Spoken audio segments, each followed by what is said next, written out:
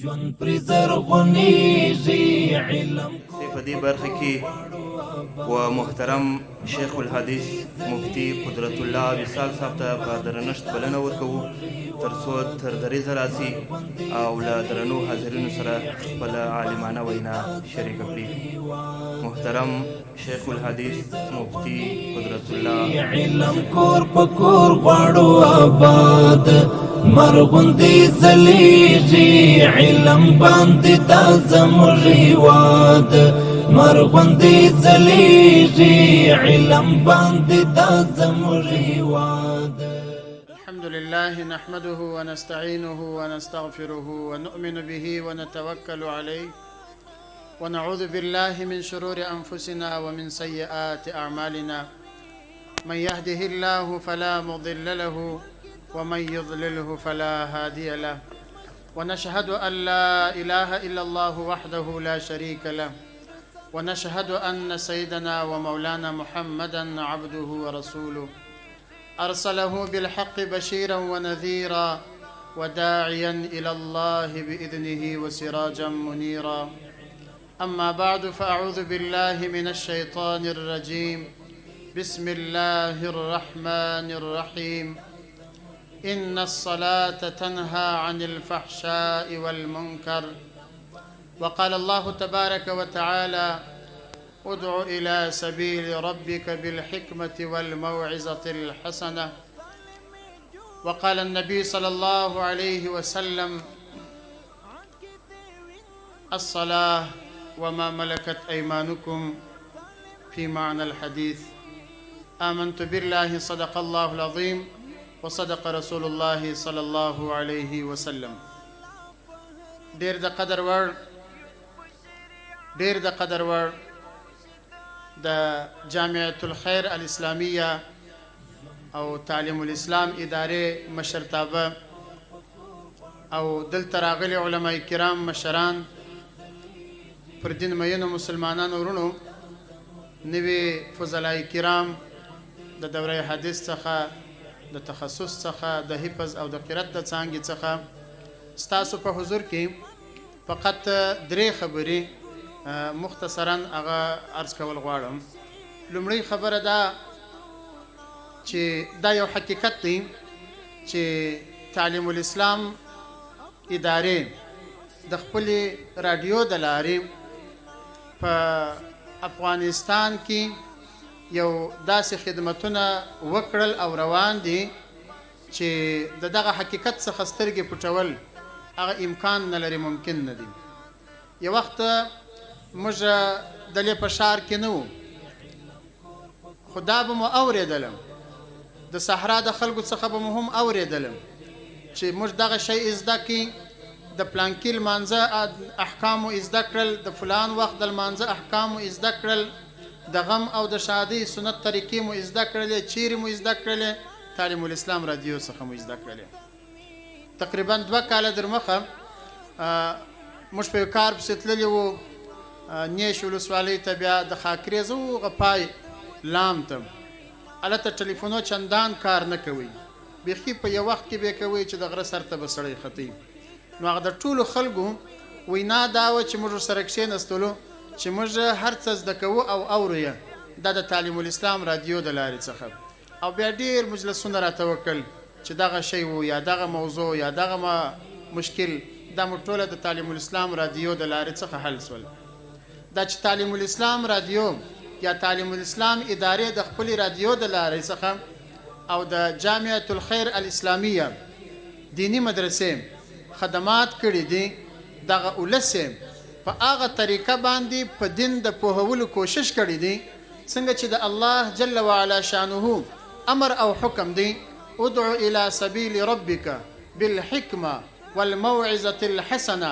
تقریبا په احسنه طریقه باندې تعلیم الاسلام ادارې دغه چارې مخ ته وړي دي او روانې دي. دا خبره په دې کوم زما لومړۍ خبره ده چې د زړه له کومې څخه شکر او تقدیر او جزاک الله خیرا هغه د دې دپاره وایو. الله جل جلاله دې کړي خدمات هغه هم په خپل دربار کې قبول او مقبول وګرځي. روان خدمات راتلونکي کې دې هم الله جل جلاله د ډیرو داسې خدمتونو توفیق ورکړي چې د جناب نبی کریم صلی الله علیه وسلم د منهج او د لارې مطابق د الله جل جلاله د احکاماتو سره برابر وي.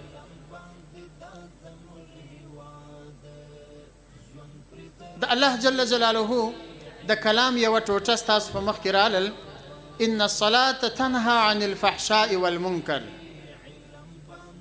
الله جل جلاله فرمایي چې لمونځ دا انسان د بدو کارو څخه راګرځي. ان الصلاة تنهى عن الفحشاء والمنکر.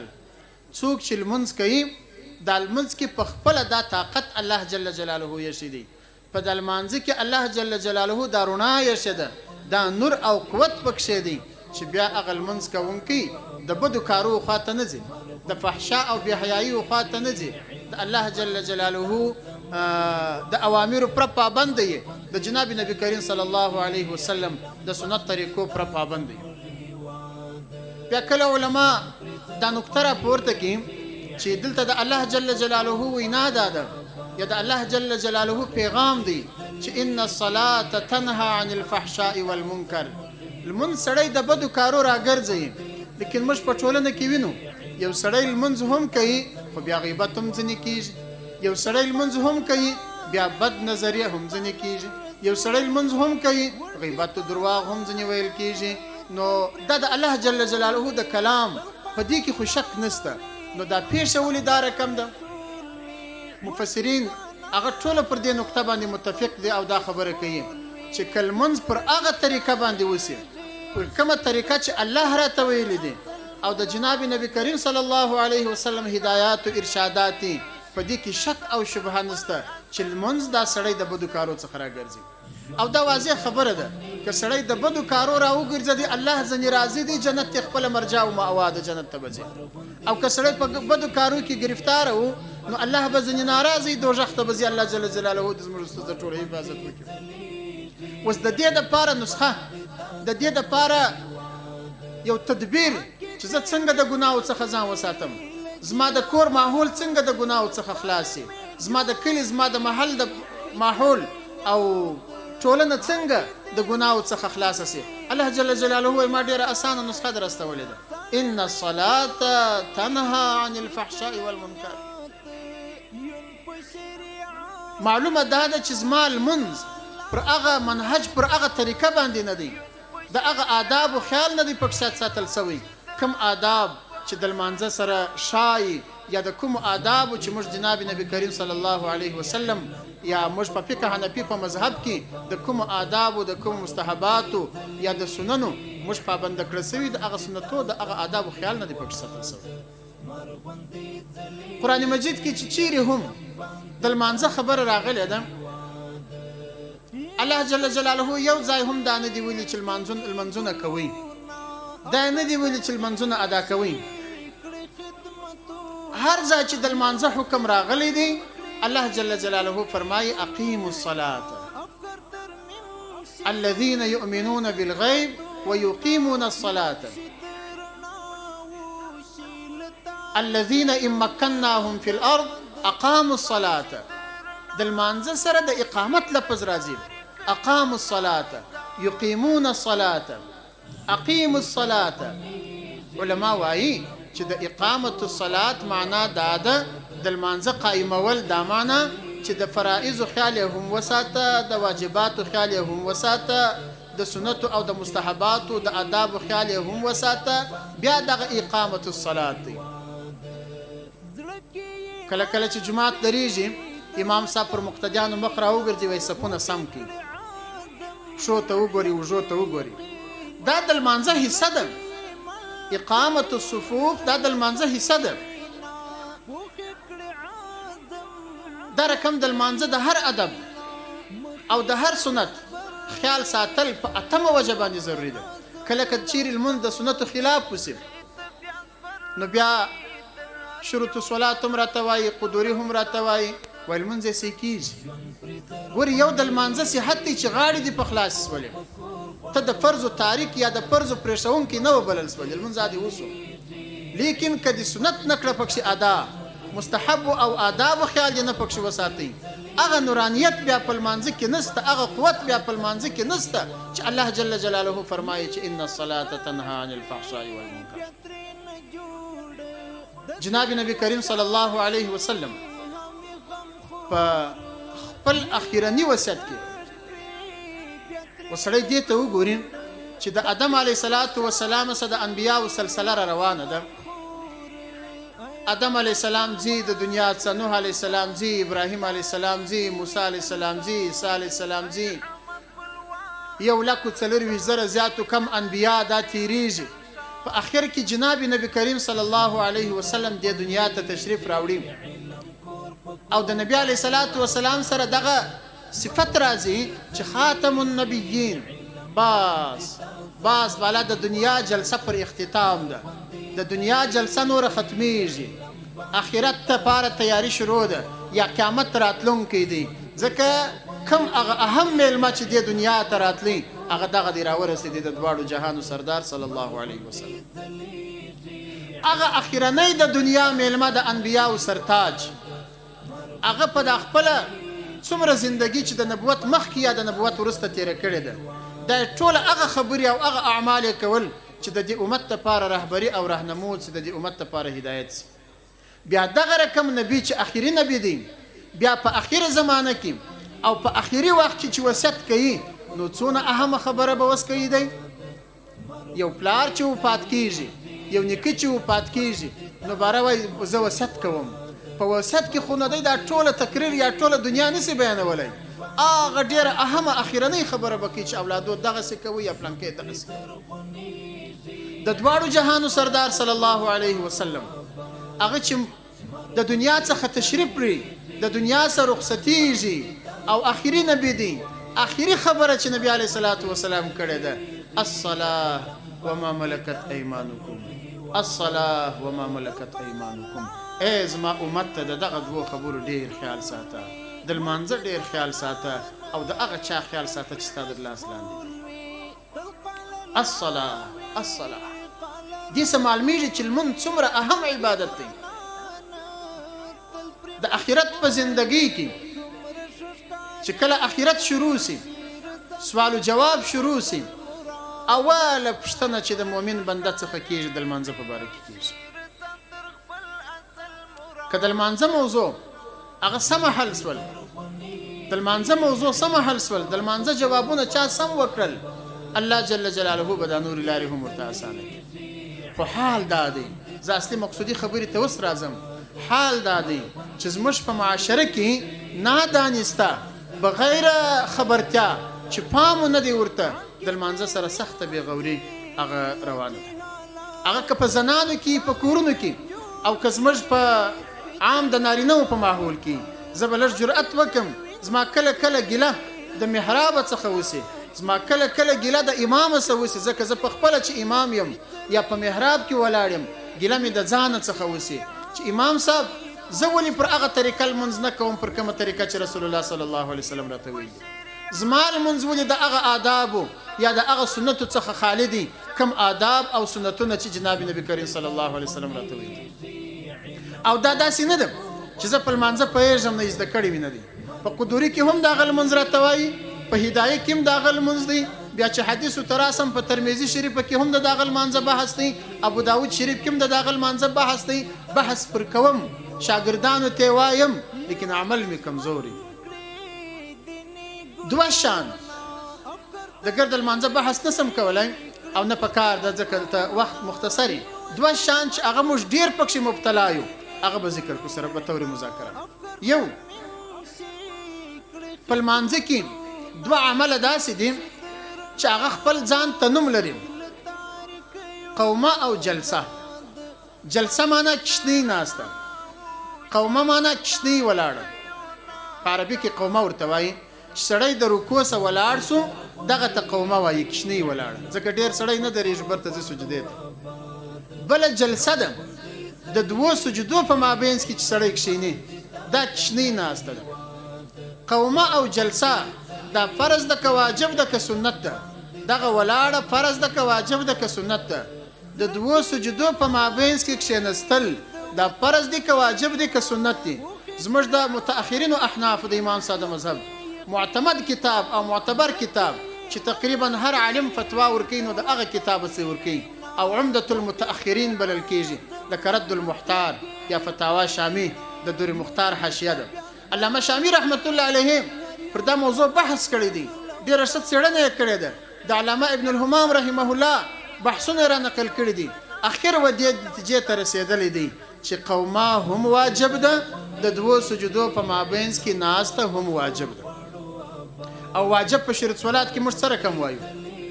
یو اخوته کتابو کې څه رقم وایو چې واجب که پاته سي په دغه دور مختار کې وایي چې په لمانځه کې که هر واجب پاته سو، په لمانځه کې که هر واجب پاته سو د دغه لمانځه برته د سره راګرځېدل ضروري دي.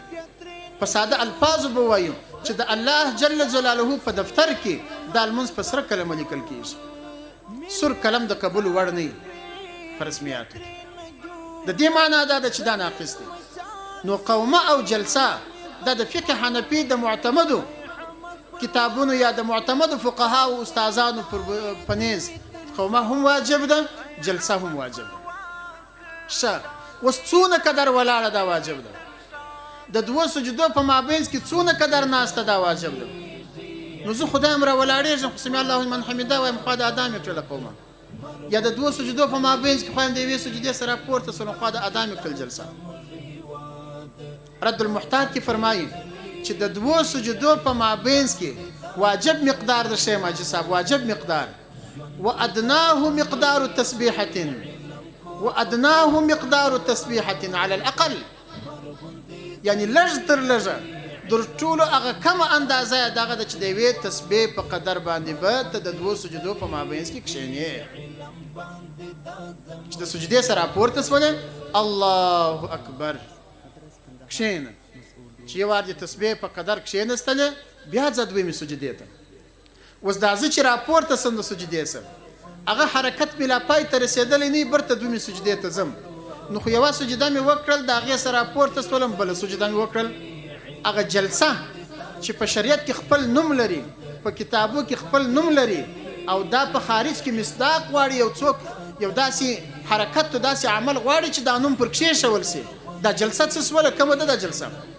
دا زه چې سره کله لمونځ کوم دا خو د سجدې سره راپورته سوم بیرته سجدې ته ولاړم. د دوو سجدو په مابینځ کې ناسته چې جلا عمل دی، زه به په رکن تعبیر کوم چې جلا رکن دی واجب دی، هغه څه سو واجب پاتې سو. او که لږ سړی کښېني د یوې تسبیح مقدار نه کې ادا هم واجب پاتې سو. دا خو زه د واجب در حده خبره کوم، لیکن زما لمونځ نوراني هغه وخت بلل کېږي زما په لمانځه کې الله جل وعلا شانه هغه طاقت چې بیا ما د ګناهو سره ګرځوي او په قبر کې زما د پاره څراغ او لارښودي، زما د فرشتو د وحشت او د هغه ملایکو چې زما څخه جواب سوال او جواب کوي د هغو د بیرې څه مې ساتي او جنت ته مې بیایي. هغه لمونځ خو هغه وخت ورته ویل کېږي چې زه د سنتو د آدابو لا خیال وساتم. زما خو دلته موټر په واجبو کې لا پنچر دی، راپورته سه ولاړ سي. بعضې بیچارهګان زه خپل ځان ته به خطاب وکړم، هغه خو دا رقم الله اکبر الله اکبر، دا خو د دوه الله اکبرونه سره وتړل. په دا مابینځ کې جلسه کومه ده؟ دا چې فقهاوی و ادناه مقدار تسبیحه د واجب مقدار شي هغه کومه ده؟